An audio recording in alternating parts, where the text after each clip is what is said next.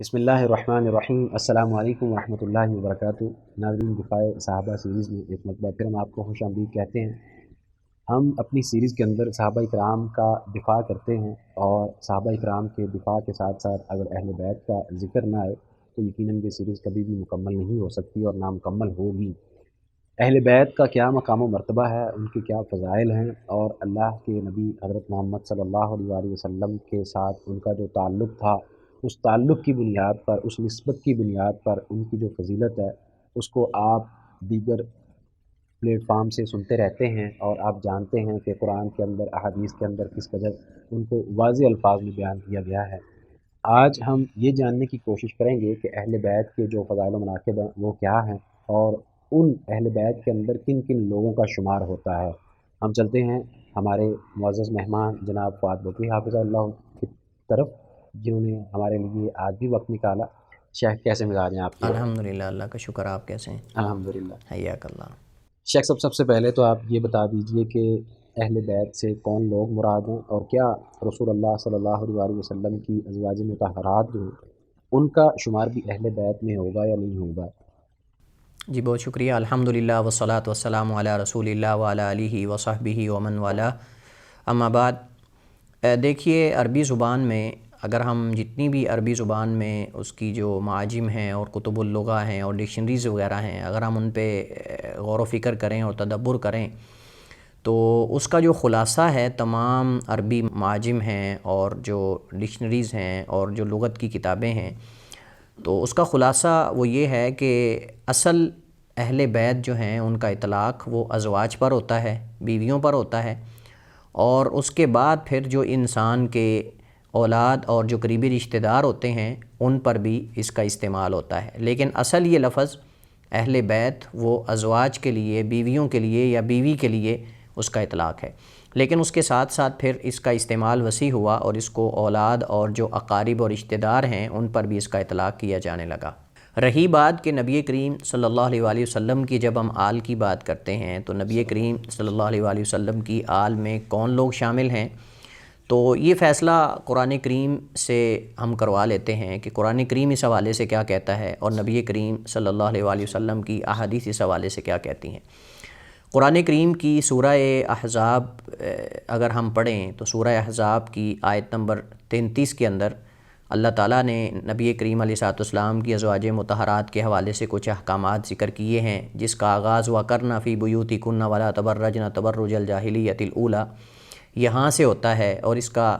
اختتام جو ہے اِنَّمَا يُرِيدُ اللَّهُ لِيُذْهِبَ عَنْكُمُ الرِّجْسَ أَهْلَ الْبَيْتِ وَيُطَهِّرَكُمْ تَطْهِيرًا، یہ آخری اس کا حصہ ہے۔ اور اس میں اللہ تعالیٰ فرماتا ہے کہ اللہ تعالیٰ چاہتا ہے کہ وہ تم سے رجس، پلیدگی اور نجاست اور شرک اور گناہ اور ان سب چیزوں کو دور کر دے، اے اہل بیت، وَيُطَهِّرَكُمْ تَطْهِيرًا، اور تمہیں پاک کر دے، اچھے طریقے سے پاک کر دینا۔ اب یہ آیت جو ہے اس کا سیاق بتاتا ہے کہ سب سے پہلے آل بیت میں اگر کوئی شامل ہیں تو وہ نبی علیہ السلام کے ازواج مطہرات ہیں، اور جو انسان بھی قرآن کریم پہ انصاف کے ساتھ تدبر کرتا ہے، غور و فکر کرتا ہے اور اس آیت کو پڑھتا ہے، وہ اس نتیجے تک پہنچتا ہے، بلکہ مفسرین کا اس بات پر اجماع ہے کہ یہاں اہل بیت سے مراد یا آل البیت سے مراد وہ اللہ کے نبی علیہ السلام کی ازواج مطہرات ہیں۔ لیکن کسی سائل یا کسی انسان کے ذہن میں یہ اشکال پیدا ہو سکتا تھا کہ یہاں تو ازواج مطہرات کے احکامات کے سیاق میں اہل بیت کو ذکر کیا گیا ہے، تو کیا اللہ کے نبی علیہ السلام کی اولاد اور آپ کے جو دیگر اقارب ہیں وہ اس میں شامل نہیں ہیں؟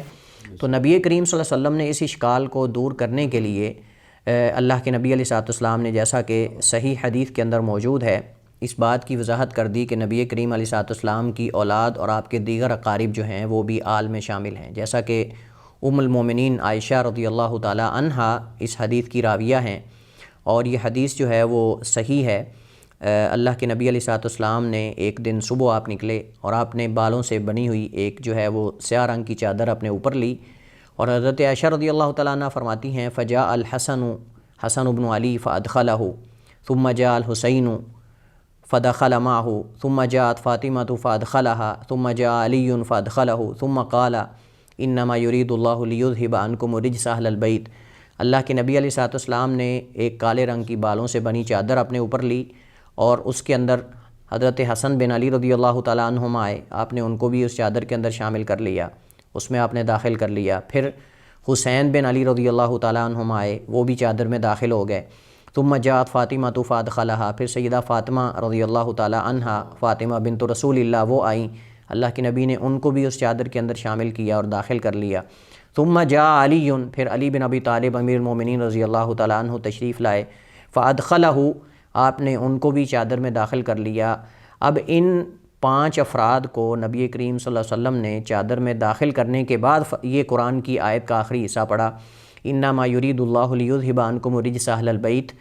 کہ اللہ تعالیٰ چاہتا ہے کہ اے اہل بیت تم سے جو نجاست اور یہ جو شرک ہے اور گناہ اور یہ ساری چیزیں جو ہیں ان کو اللہ تعالیٰ تم سے دور کرنا چاہتا ہے۔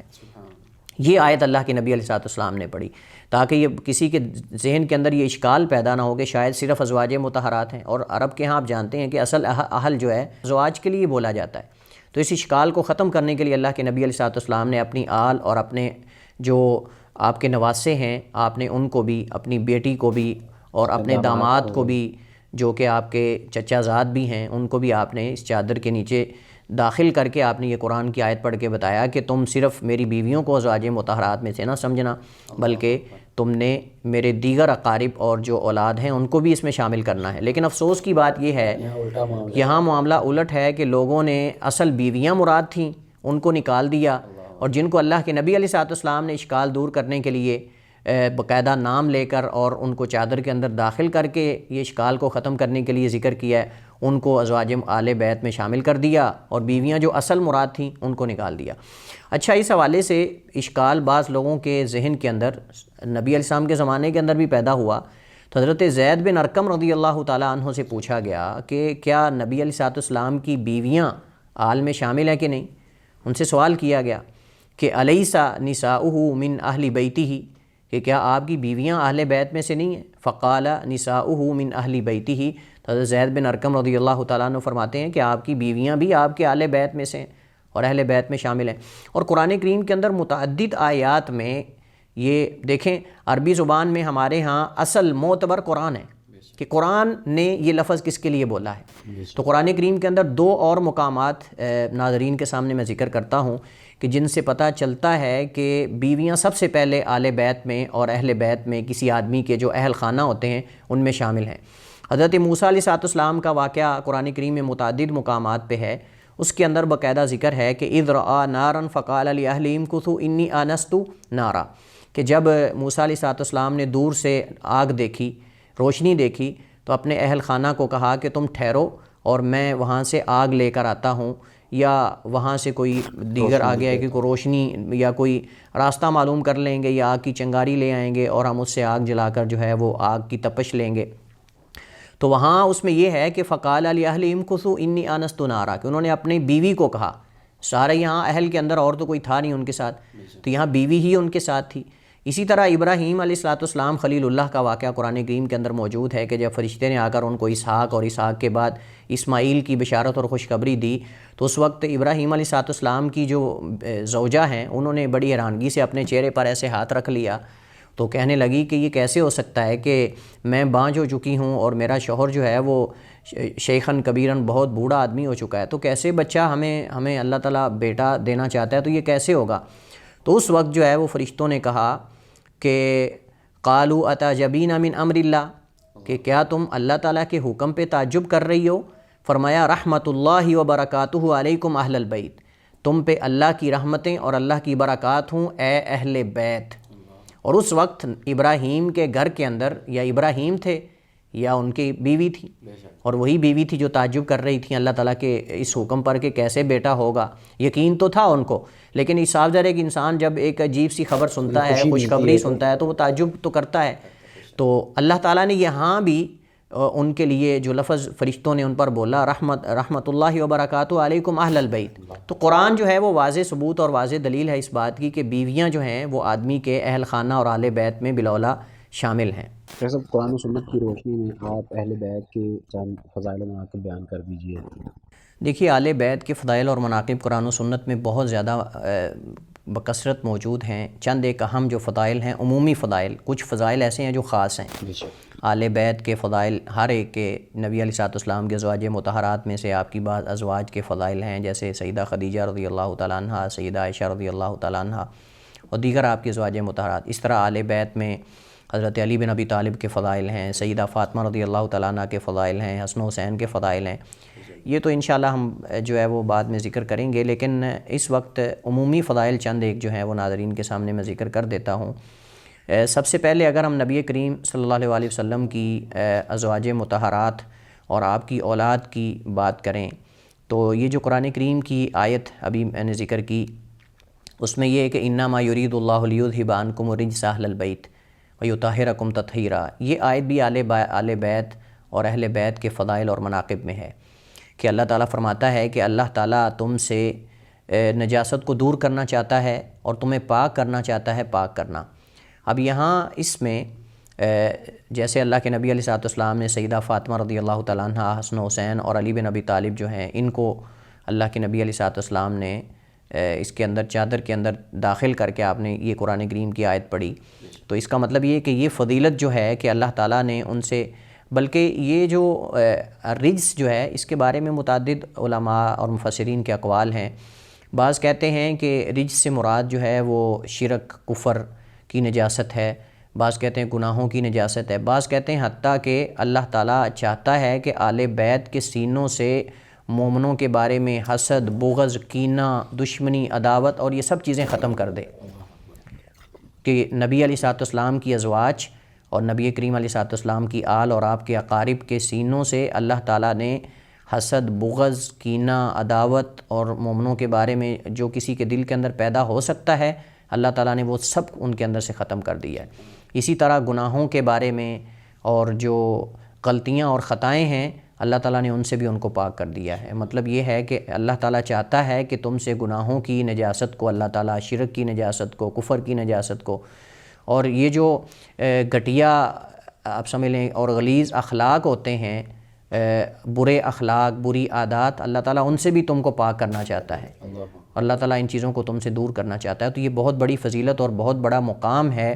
کہ اعزاز کی بات ہے کہ اللہ تعالیٰ نے خود کہا کہ میں تم سے یہ ساری جو چیزیں ہیں، برے اخلاق، برا کردار، شرک، کفر اور ان چیزوں کو تم سے دور کرنا چاہتا ہوں، تم کو ان چیزوں سے پاک کرنا چاہتا ہوں، اچھی طرح پاک کرنا، کیونکہ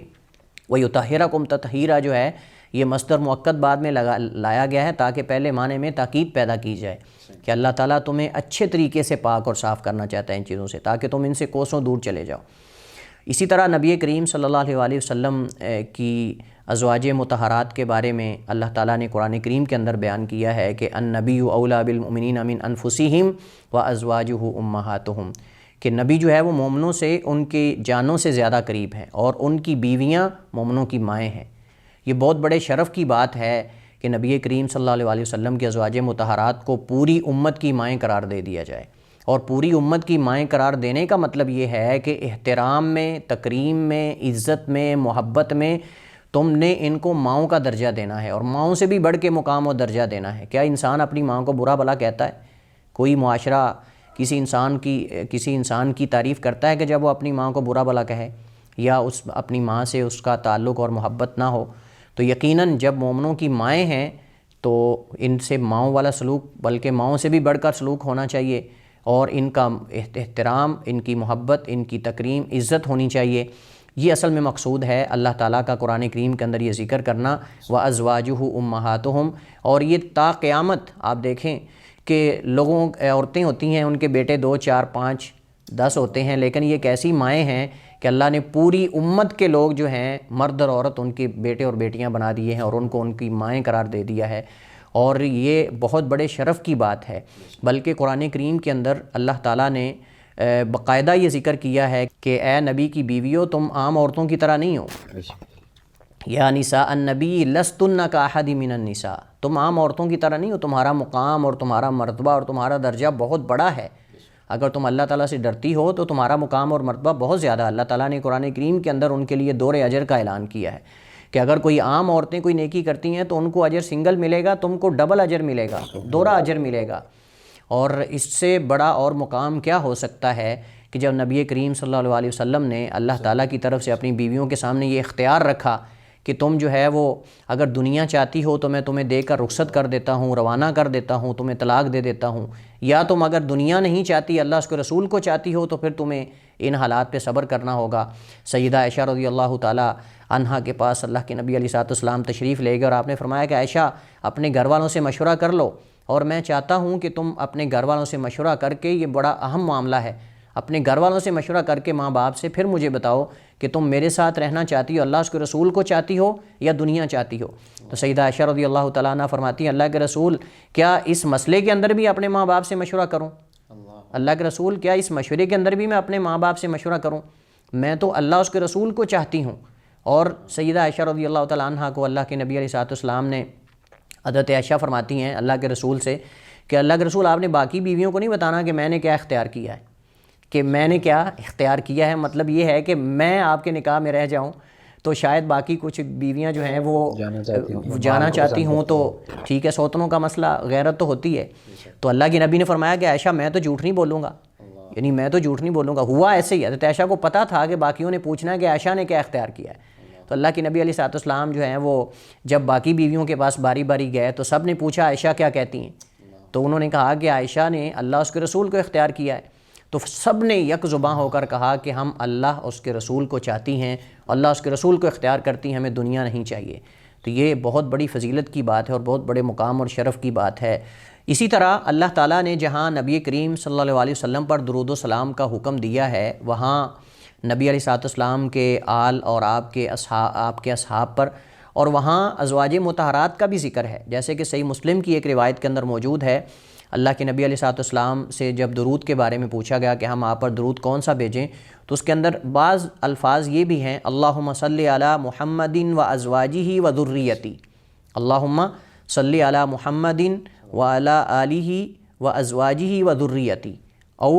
اللہم صلی علی محمد و ازواجہ و ذریتہ۔ تو وہاں جہاں ذریہ نبی علیہ السلام کی اولاد کو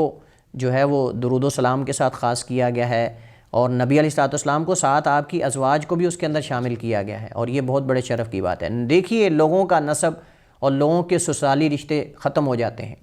دنیا میں ختم ہو جاتے ہیں، لیکن نبی کریم صلی اللہ علیہ وسلم نے متعدد احادیث کے اندر فرمایا کہ میرا جو سسرالی رشتہ ہے وہ بھی باقی رہے گا قیامت کو، اور میرا جو نسب کے رشتے ہیں وہ بھی قیامت کو باقی رہیں گے۔ جیسا کہ حدیث میں موجود ہے، نبی کریم صلی اللہ علیہ وسلم نے فرمایا کل سبب و نسب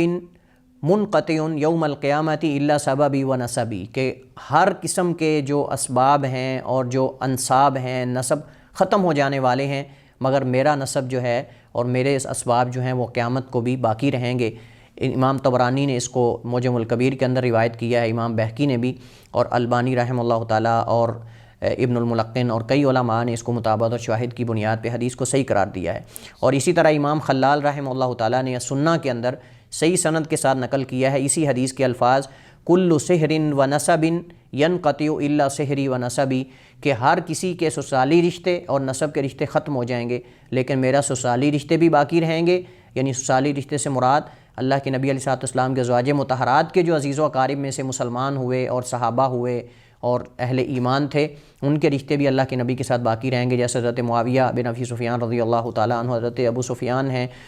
رضی اللہ تعالیٰ عنہ، دیگر صحابہ کرام جو آپ کے سسرالی رشتہ دار ہیں، سعد بن ابی وقاص، کئی اور صحابہ کرام ہیں، ان کے رشتے بھی باقی رہیں گے، اور نبی کریم علیہ السلام کا جو نسب کے رشتے ہیں یہ بھی باقی رہیں گے۔ اللہ کے نبی علیہ السلام نے، جیسا کہ صحیح مسلم کی حدیث ہے، اللہ کے نبی علیہ السلام نے فرمایا اذکرکم اللہ فی اہلی، اذکرکم اللہ فی اہلی بیتی، اذکرکم اللہ فی اہل بیتی ثلاثاً۔ اللہ کے نبی نے 3 دفعہ فرمایا کہ میں تمہیں اپنے اہل بیت اور اپنے جو گھر والے ہیں، عزیز و اقارب ہیں، ان کے بارے میں اللہ تعالیٰ کی یاد کرواتا ہوں، یعنی اللہ تعالیٰ سے ڈرتے رہنا، میرے اہل و عیال اور میرے گھر والوں کے بارے میں تم اللہ تعالیٰ سے ڈرتے رہنا۔ اس کے علاوہ اور بہت سارے فضائل اور مناقب ہیں، سیدنا حسن کے بارے میں، سیدنا حسین کے بارے میں، سیدہ فاطمہ رضی اللہ تعالیٰ عنہ، یہ خصوصی فضائل انشاءاللہ آگے ہم ذکر کرتے رہیں گے، لیکن یہاں مقصود جو ہے صرف وہ فضائل ہیں جو آل بیت کے عمومی فضائل ہیں۔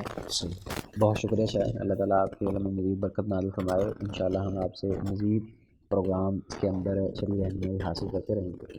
ناظرین کرام، یہ تھا ہمارا آج کا پروگرام، جس کے اندر شیخ صاحب نے اہل بیت کے عمومی جو فضائل و مناقب ہیں وہ آپ ناظرین کے سامنے رکھے۔ اس حوالے سے اگر آپ کا کوئی کسی قسم کا سوال ہو تو آپ کر سکتے ہیں۔ تب تک کے لیے آپ ہمیں دیجیے اجازت۔ اللہ حافظ۔